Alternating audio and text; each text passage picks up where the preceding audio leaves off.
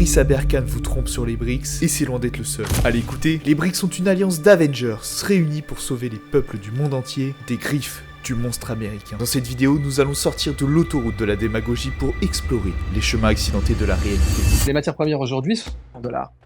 C'est un scandale. Les BRICS ne sont à l'origine qu'un terme inventé en 2001 par un employé de Goldman Sachs. Aberkan nous l'explique bien. Les BRICS n'étaient alors qu'une catégorie de pays dont l'économie décollait. Le Brésil, la Russie, l'Inde, la Chine et l'Afrique du Sud commencèrent à tenir des sommets annuels afin de potentiellement peser au niveau géopolitique. Mais là où ça dérape, ça parle d'alliance de pays frères contre l'Occident impérialiste, de dédollarisation et de rendre la liberté à tous les peuples du monde. Mon but est de te donner une vision précise de ce que sont les BRICS. Je n'ai rien personnellement contre Idriss Aberkan, je me fous de ses diplômes et je ne suis pas là pour faire du buzz en lui crachant dessus. Mais honnêtement, ce qu'il dit à propos des BRICS est au mieux de la naïveté, au pire de la démagogie.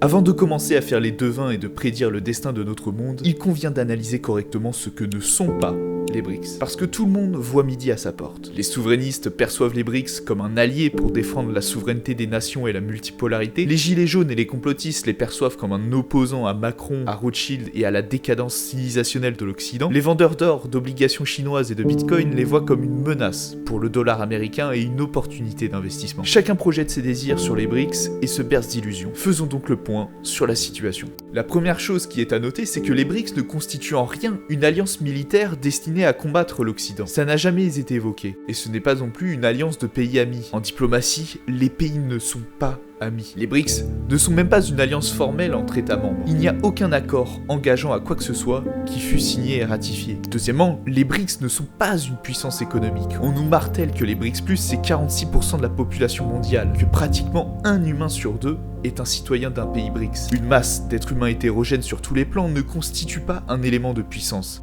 Avoir quasiment la population mondiale en son sein, sans le marché qui va avec, est un véritable défi. On nous chante que les BRICS+, c'est également 43,1% de la population de pétrole et 29,3% du PIB mondial, mais non, les BRICS+, ne sont pas une OPEP 2.0, parce que par définition, l'OPEP existe déjà, et les BRICS ne sont pas non plus un marché commun, et leurs marchés intérieurs ne sont pas aussi attractifs que les marchés américains et européens, et l'addition de PIB est un leurre qui masque la réalité de la situation, parce qu'en fait, les BRICS, c'est assez inégal, on a la Chine, puis on a les autres. Troisièmement, les BRICS+ ne sont pas non plus de grands amis. Il y a des antagonismes historiques, comme l'Arabie Saoudite et l'Iran, qui se sont miraculeusement réconciliés grâce aux BRICS. L'Inde et la Chine ont connu des affrontements mortels à leurs frontières ces dernières années. La Chine continue de revendiquer de grignoter du territoire indien, comme le montre la dernière carte officielle publiée en septembre 2023. L'Éthiopie et l'Égypte ont des différends concernant le Nil. L'Iran a même combattu l'Arabie Saoudite et les Émirats Arabes Unis par l'intermédiaire des Houthis au Yémen, avant qu'une trêve ne soit mise en place le 2 avril 2022. À voir avec le temps, mais l'entente permise par les BRICS me semble fragile. Quatrièmement, et c'est un gros morceau, la dédollarisation se fait toujours attendre. Mais dans les faits,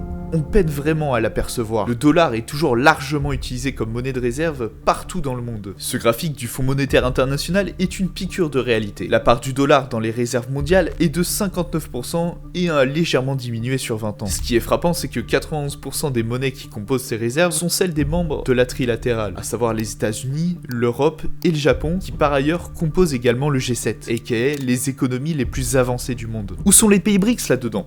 Les 10% autres sont composés essentiellement de dollars australiens, canadiens, de yuan chinois et de francs suisses. À part la Chine qui est extrêmement minoritaire, je ne vois pas un seul pays BRICS. Et il faut savoir aussi que c'est la Russie qui à elle seule détenait un tiers des réserves de yuan fin 2021. À part la Russie qui pousse à la dédollarisation et à la Chine qui tisse sa toile sur le monde, personne ne semble intéressé à détenir du yuan plutôt que du dollar. Il n'y a que les États-Unis eux-mêmes qui peuvent décider ou pas de dédollariser le monde en contraignant l'utilisation de leur monnaie, ce qui semble vraiment assez improbable. Le dollar est et restera pour un moment la lingua franca des monnaies. C'est comme si tu voulais remplacer l'usage de l'anglais par l'usage du chinois dans une conversation entre un français et un saoudien. À l'heure actuelle, parler anglais est plus simple et pratique pour tout le monde. Énormément de contrats, si ce n'est tous, sont faits en dollars. Les prix du marché sont fixés en dollars. Le dollar est encore une des rares monnaies à offrir un rendement. Derrière le dollar, ce sont les États-Unis et tout le monde anglo-saxon, ses lois et ses dominions. La dédollarisation sera possible seulement si tous les acteurs se décident à renoncer à jouir d'un outil plus fiable et pratique que tous les autres. Et puis soyons sérieux.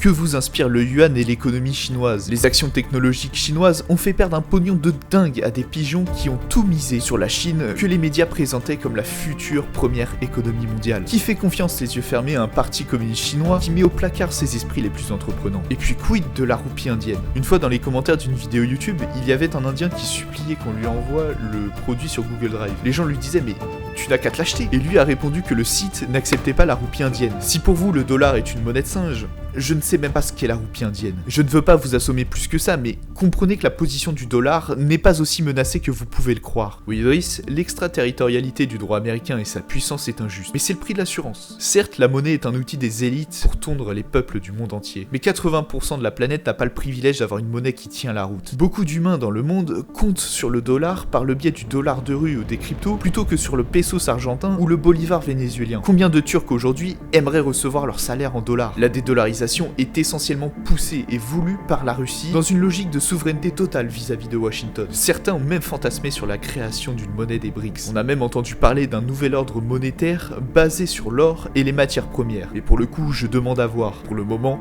les monnaies des pays BRICS ne menacent pas le dollar, aussi bien en tant que monnaie de réserve qu'en monnaie d'échange. Cinquièmement, les BRICS ne sont pas la terre promise. Si le futur de l'Européen moyen sent bien le caca, ce n'est pas nécessairement mieux chez les BRICS. Si vous avez détesté la dictature sanitaire en France, vous auriez haï de toutes vos entrailles d'être confiné ne serait-ce qu'une semaine en Chine. Le rhume en Chine, c'était un délire complet avec la construction de camps de quarantaine, des QR codes dès le début de l'épidémie, des tests obligatoires tous les jours, c'était lunaire. La Chine est avant-gardiste sur les technologies de contrôle de la population. On pense d'abord à son crédit social, à son yuan numérique, à ses caméras à reconnaissance faciale. Tout le monde s'inquiète à juste titre de l'euro numérique. Mais en face, ça fait un moment qu'ils développent leur CBDC et ils sont plutôt en avance sur nous. Le gouvernement chinois et le respect de l'être humain sont comme l'huile et le vinaigre. Et pour autant, je ne dis pas qu'on a le cul propre avec les GAFAM et les agences du parrain américain. Cependant, on a malgré tout un espace de liberté pour pouvoir exercer notre génie. En tant qu'occidental, on a beaucoup plus d'options pour se faire un peu d'argent et le bouger à l'étranger qu'un chinois lambda qui n'a pas les contacts pour pouvoir blanchir le sien à Macao et le récupérer aux États-Unis. En France, un juste libre peut exister s'il ne froisse pas gravement les mauvaises personnes. Exactement. En Chine, le juste libre chinois aurait terminé dans un camp de concentration très rapidement au fin fond du Sichuan après avoir publié sa première vidéo sur Bilibili.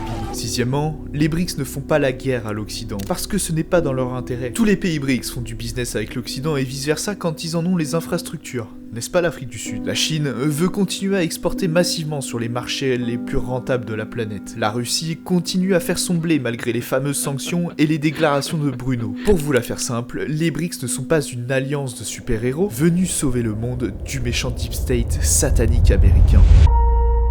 Essayons de comprendre ce que sont factuellement les BRICS et quelles sont leurs intentions. Les BRICS ont été fondés comme club informel en 2009 à l'initiative de la Russie. Ce club matérialise la volonté de multipolarité exprimée par Vladimir Poutine lors de son discours prononcé le 10 février 2007 à l'occasion de la conférence internationale sur la sécurité de Munich. Rachid Achachi parle des BRICS comme d'un syndicat des mécontents, et je trouve sa formulation très juste. Les BRICS sont l'échelon en dessous du G7 dont la Russie s'est retirée après sa suspension. C'est un peu ce qu'est la Ligue Europa par rapport à la Ligue des Champions. Cette organisation est un forum de discussion informelle où les États membres du bloc peuvent échanger. Nous l'avons vu, ce n'est pas une entité structurée autour d'une vision commune à 360 degrés. C'est une plateforme de rencontre pour les économies émergentes. Les BRICS sont un groupe hétérogène. Tous les pays des BRICS n'y sont pas pour les mêmes raisons. Selon Reuters, il y aurait une quarantaine de pays intéressés à rejoindre les BRICS. Certains ont besoin d'investisseurs, d'autres de partenaires politiques. Les BRICS sont un vecteur d'opportunité et d'opportunisme. Ça permet à des pays de sortir de l'isolement géopolitique comme l'Iran et l'Éthiopie pour des raisons différentes. D'autres ont besoin de diversifier leurs relations internationales pour affirmer leur souveraineté et leurs ambitions de compter parmi le nouvel ordre mondial, comme l'Arabie Saoudite et la Russie. Les BRICS sont une opportunité pour la Chine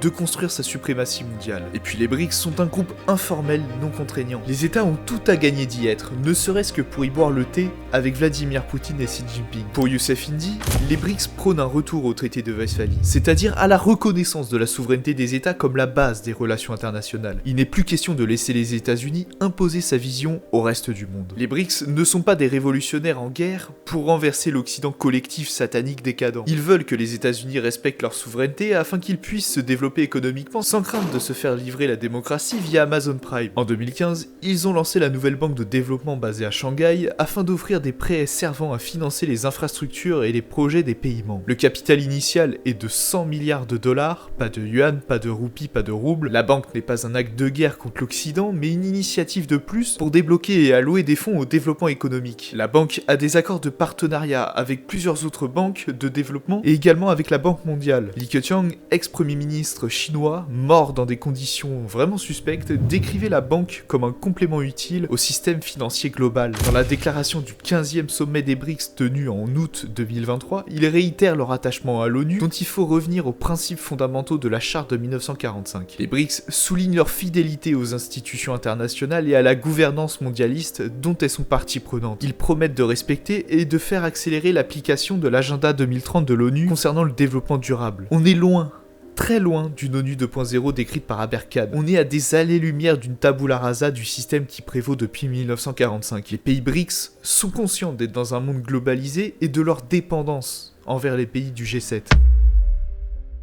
Est-ce que les BRICS vont anéantir les États-Unis ainsi que l'Occident collectif? Non, je ne pense pas. Déjà parce que ce n'est pas l'objet des BRICS. Chaque État y trouve son intérêt, pognon, visibilité, dialogue. Les États-Unis sont montrés du doigt comme en déclin complet, avec des arguments valides. Il suffit de voir la crise migratoire, les risques de sécession, les idéologies stérilisantes. Les États-Unis sont pleins de défaillances, oui, mais c'est ridicule par rapport à toute la puissance qu'ils détiennent. Et le clash face à la Russie et la Chine est assez inégal. Poutine est habile, intelligent et capable, la Russie s'en sort plutôt bien, qu'importe ce que disent nos propagandistes, mais la Russie n'a pas le niveau de puissance des États-Unis. Elle a également des problèmes en interne comme la démographie et l'occidentalophilie d'une partie de ses élites acquises au libéralisme. La Chine n'est pas le géant enfin réveillé que l'on nous vend à la télé et via nos propagandistes. La Chine est un géant anesthésié par sa mafia communiste pour le plus grand bonheur des Occidentaux. Le parti communiste chinois est miné par des guerres de factions en interne, comme en témoignent les multiples purges et la disparition du ministre des Affaires étrangères. Bref, à mon sens, l'avantage est encore aux Américains et aux globalistes. Au final, on se retrouve avec une question. Est-ce que les globalistes, apôtres de la démocratie, vont l'emporter sur les défenseurs de Westphalie? Peu nous importe en réalité. Les perdants du globalisme seront les perdants de la multipolarité. Le gameplay de l'humanité est de toute manière toujours le même. C'est maintenant l'heure de la leçon de morale, pour vous dire de faire attention à la démagogie plus que présente dans la sphère de la réinformation. Certains se contentent de vous dire ce que vous voulez entendre. Clarté ne veut pas dire simplicité. Attention aux narratifs aussi bien complotistes qu'officiels qui vous bernent avec des histoires simplistes. Faites attention à tous les petits résistants en herbe qui vous vendent la victoire imminente.